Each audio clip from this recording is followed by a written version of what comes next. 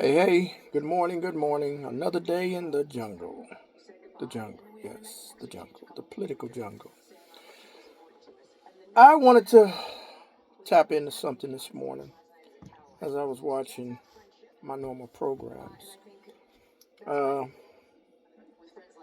I noticed something about the Democrats and the Republicans, and it's something that I think the Republicans need to learn from the Democrats, for real. It's not really much from the Democrats I think any Republican or conservative would like to learn, other than lessons on how not to do things. In this case, there's something that they need to learn how to do, which is a rare thing, to be honest. What the Democrats I notice don't do is they don't bicker among themselves in public. They don't air out their disputes in public. If they have an issue with each other, they don't go to the media and talk about it. Or they don't do a news conference about something and let a media personality uh, draw it out of them with questions. They cleverly dodge it so they don't have to answer it, and then they move on so that the question is never asked again. Uh, that's something that the Democrats have mastered. The art of subterfuge. The ability to dodge questions that are not pleasant or don't come with pleasant answers, or to air out their disputes with one another. The Republicans, on the other hand, so called conservatives, they have a habit. In fact, it's more of a custom of criticizing one another in public, as if they're trying to get brownie points or something, as if they're trying to impress somebody in the media. You're not impressing your constituency. You're not impressing the people who vote for you. You're just pissing them off because they see right through the bullshit that you're doing. You're letting everybody know that you have no unity. There's no solidarity among the Republican conservative party. You attack each other all publicly.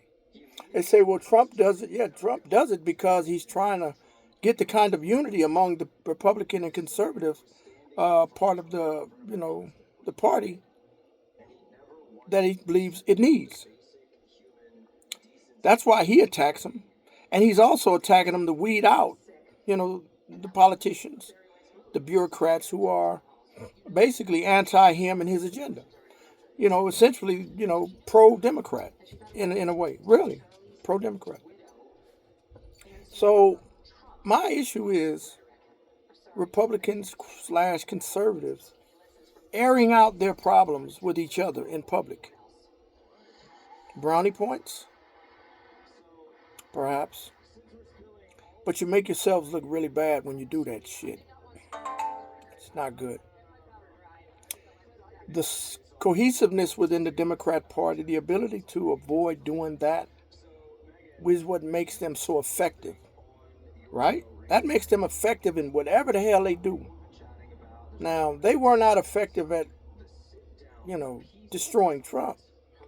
Trump has a resiliency which is more powerful, more profound than the Democrats' capacity or ability to destroy him. Obviously, they've been coming after this man for the last 10 years with everything, even the kitchen sink, and have been miserably unsuccessful. I mean, you would have thought that all of the shit that they've thrown at that man in 10 years, he would be out of everything. He'd probably be dead. I mean, they tried to kill him twice or three times, assassination attempts. I don't know of a single president of the 47 that we've had. He was 45 and 47, but of the 47 that we've had, that has ever had that many attempts on his life, not one. They were either successful or almost successful. Once. Because that's all it takes is one shot or one attempt. you know, and attempts usually turn out to be either failures or success. Also, they've thrown all of the legal, you know, all of the legal junk that they could possibly muster at that man to destroy him. They used a lot of blacks, by the way. You know, the Fonnie Willises, the Alvin Braggs, the Letitia Jameses, you know, and all of these are blacks. You know, black prosecutors. Why would white liberals throw Negroes out there to attack the president of the United States? I mean, I have a couple of theories as to why they did that. I'll mention one here. Those niggas are lapdogs. Those niggas were easily influenced because they have ambitions. You could tell just listening to Letitia James when she campaigned to become the New York Attorney General, how ambitious she was. Alvin Bragg, I don't know a lot about him, but it's pretty clear that he was also behind the scenes an ambitious Negro prosecutor. You know, probably pushed more than anything else to do what he did to bring those fake charges against Trump. Now, as far as Fonnie Willis goes, that bitch is cocky and arrogant, self-centered, selfish to the maximum, and greedy as hell. You know, she had her cake and she ate it too. You know, with that dude, what's his name, Wade. You know, her special prosecutor guy that she had an affair with while he was married to his wife. I mean, that bitch is a whore. Straight up, she's a whore. She's a, you know, I know what kind of woman she is in bed. I know those kind of women. You know, she's very passionate. She wants to control even that. You know, she wants you to give it to her the way she wants you to give it to her. And that's control in her mind of the sexual moment. That's just the kind of woman she is. You know, vicious woman, very vicious. But back to the subject. The Republicans slash conservatives are doomed in that they have no unity, they have no solidarity, they don't know how to shut the fuck up and stop airing out their complaints against each other in public. I think that's partly because you have infiltrators within the conservative and the Republican Party and conservative movement who are actually Democrats at heart.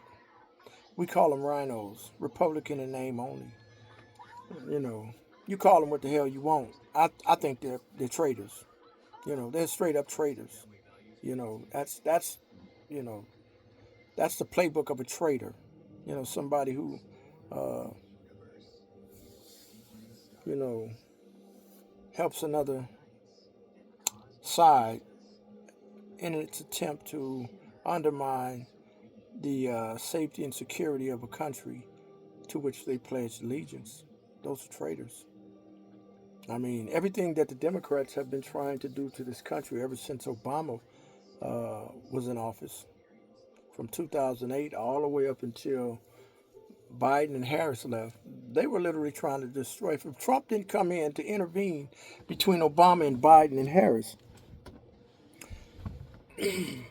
and Hillary Clinton would have won, you can only imagine where this country would be right now. Say Hillary won, was successful at fucking shit up real bad. Joe Biden ran then with whoever, and his dumbass won. That would be 8 years of devastation and catastrophe. You know, phenomenal catastrophe. I put emphasis on that. But let me tell you something. You conservative Republicans with those rhinos, you know, mixed into your ranks, you need to weed them bastards out. You need to weed them out. Because if you don't, your party's doomed. It's dead. You know. People like me, we sit back and we watch. Yeah, we watch, we pay attention.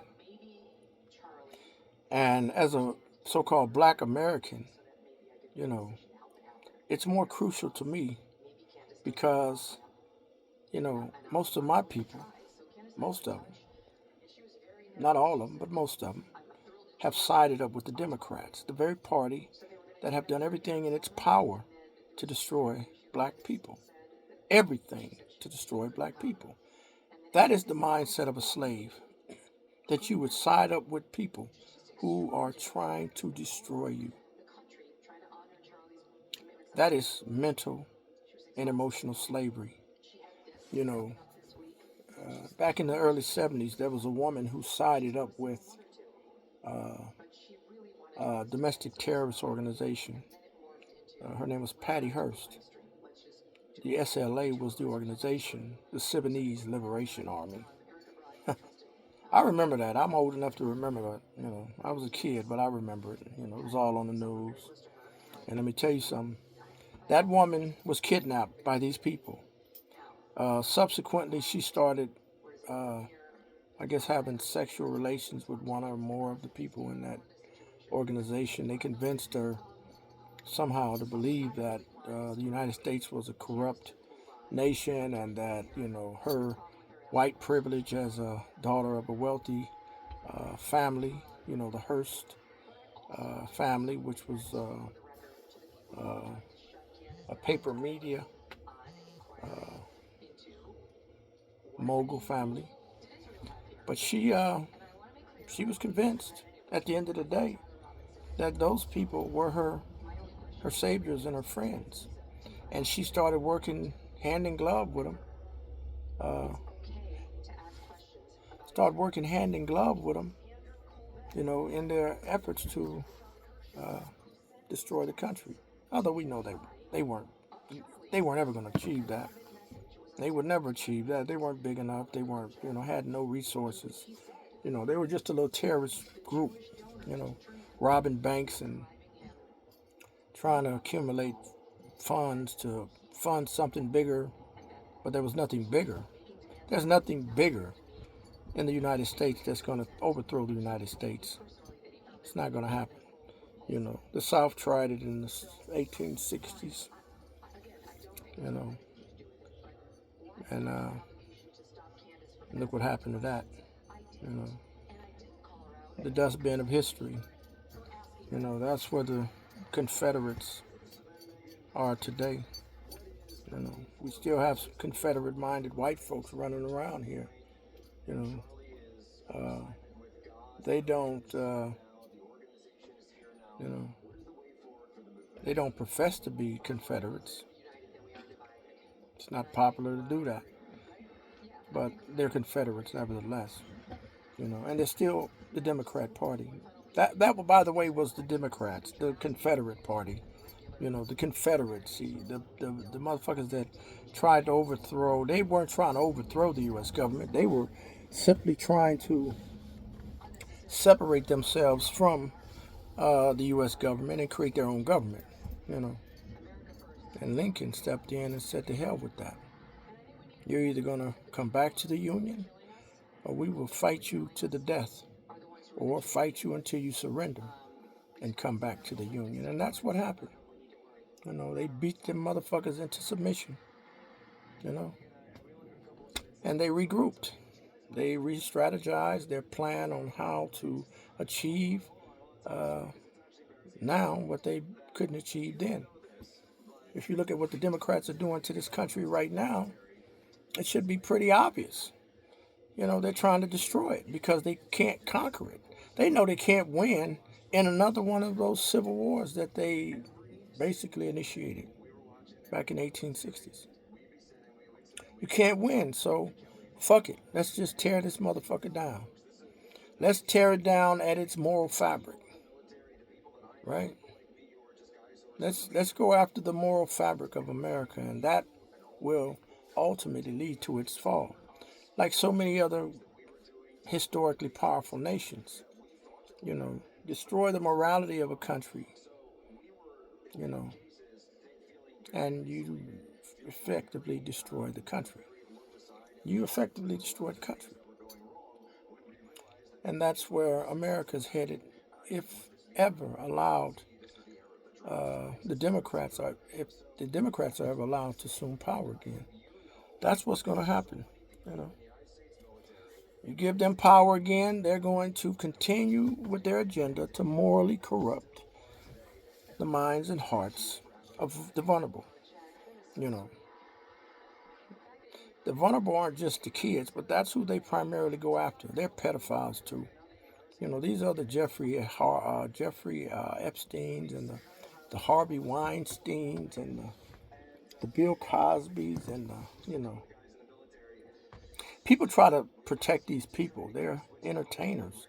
That's what they do in Hollywood. They're perverts. If you look at how Hollywood portrays, have for ever since its inception, have portrayed itself, its actors and actresses, always sliding in very cleverly and carefully the pornographic nonsense, right? They slide it in. That's a subliminal way of corrupting the mind. They slide in, you know, nudity and lascivious innuendos. You know, they get into your brain with that kind of shit. That's what they do. These are Democrats. You know, it doesn't matter what race they are because Democrats are of all races. I mean, they succeeded at bringing in every race, every kind of person from so-called religions, even the Jews.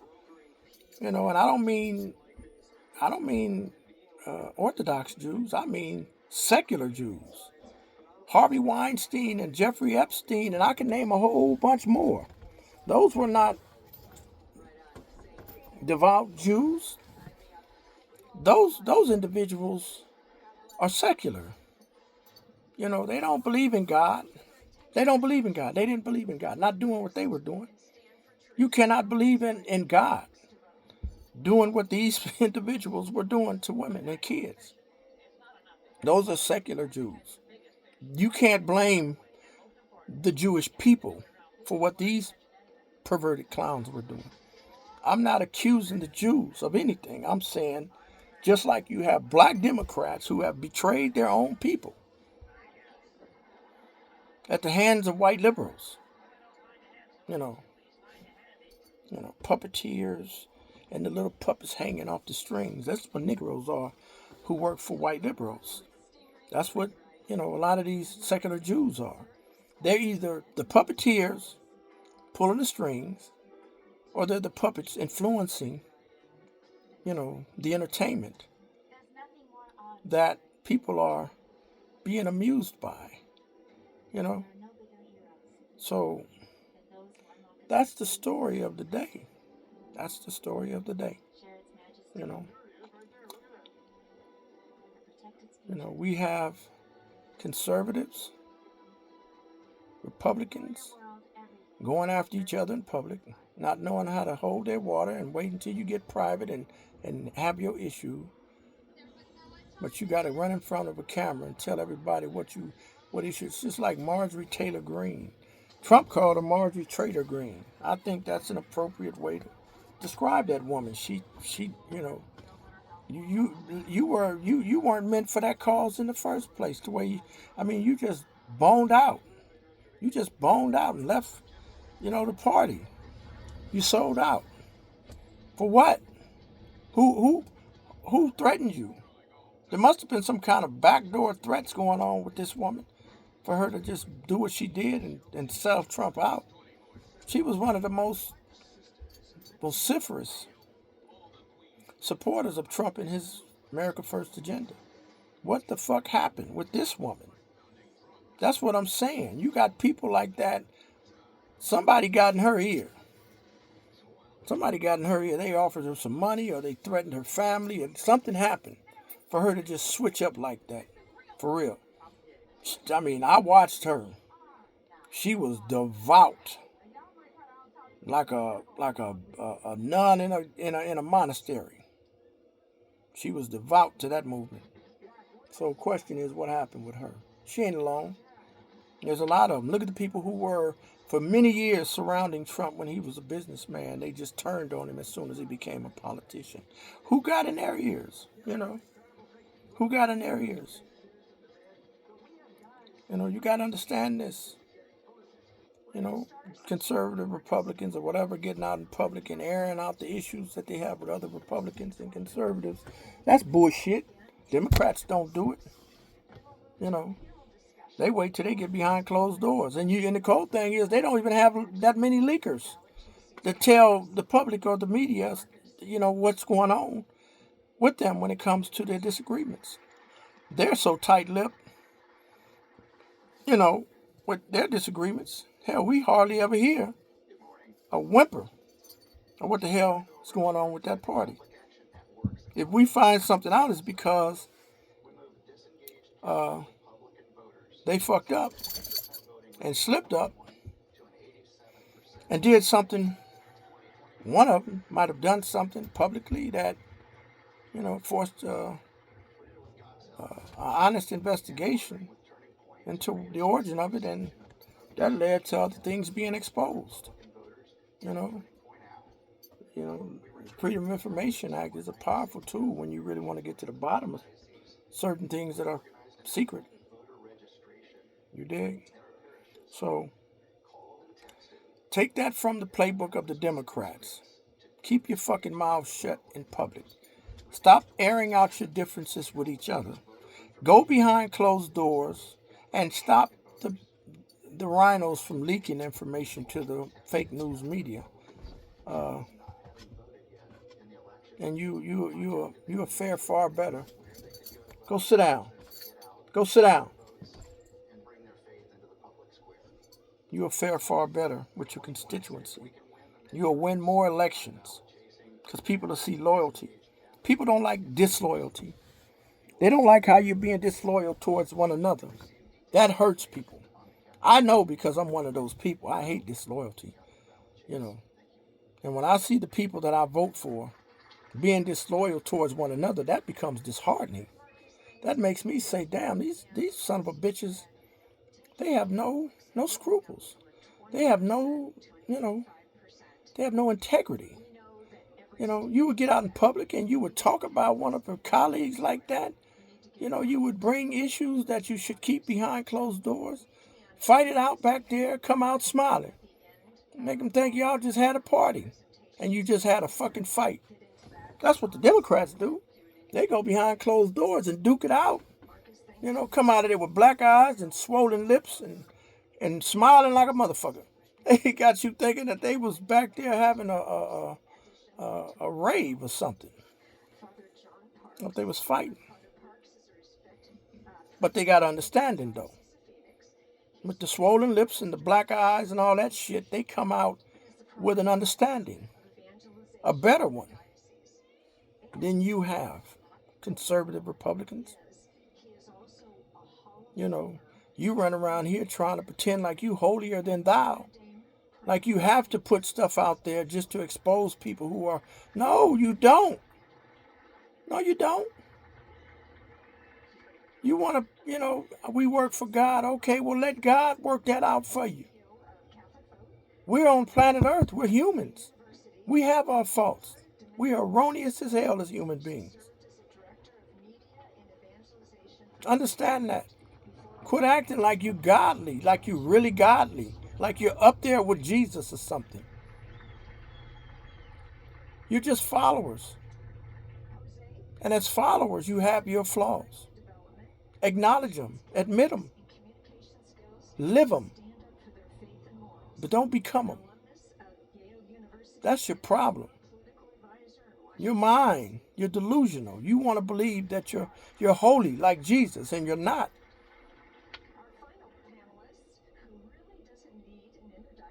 You haven't even gotten your program together. That's your big problem right there. That's your big problem right there, for real.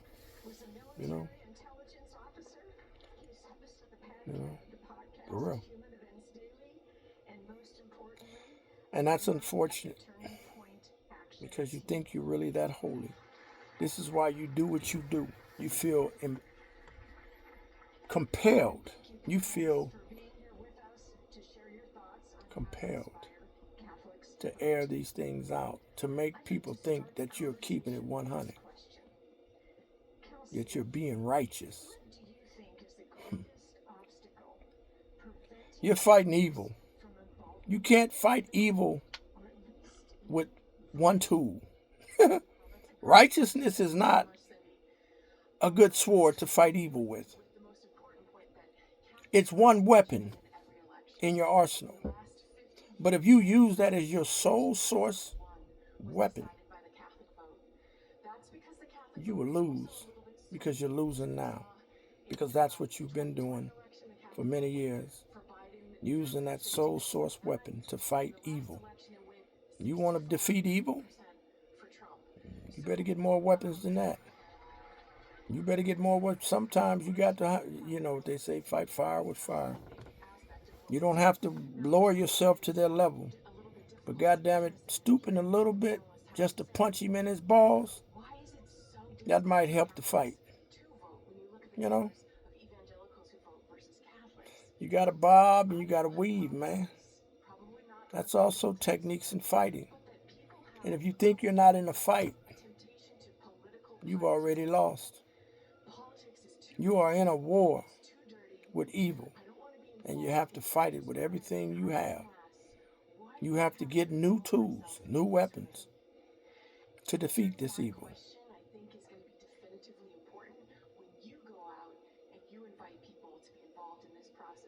I listen to these people all the time. I watch them on TV. While I'm talking right now, doing this video, I'm actually trying to listen to what this lady back here is saying. You know what I mean? And it's stuff like that with these conservative women and these so-called conservative righteous men, that you get on TV and you talk this nonsense and don't realize that you're disheartening a lot of people, who support this cause and this movement. You're hurting them. It's like you make them not want to support you. They want so much to support something that's going to save this country. But the divisions among the conservative and the Republican Party are profound. That can destroy a sense of, oh, wow, that can really tear into a person's confidence. I mean, tear deep into their confidence. And it can make them say, the hell with it, I'm throwing my hands up. And you're losing support in the process. And the more you lose support, the faster you lose that support, the quicker you arrive at that point of defeat. So, tighten up. Tighten up. Stop talking about your issues among yourselves, about yourselves, publicly. Start fighting your battles with each other behind closed doors the way the Democrats do. Because you really destroy the confidence of the people who support what it is they think you're trying to accomplish. You do that. I know, because I feel the same way when I see this shit in public. I just shake my head and I want to slap the shit out of whoever I see doing it. But that's what it is. Either you stop it, do it differently, take that from the Democrat playbook, and move on. Otherwise, the enemies of freedom, of liberty, of real progress will have won this war.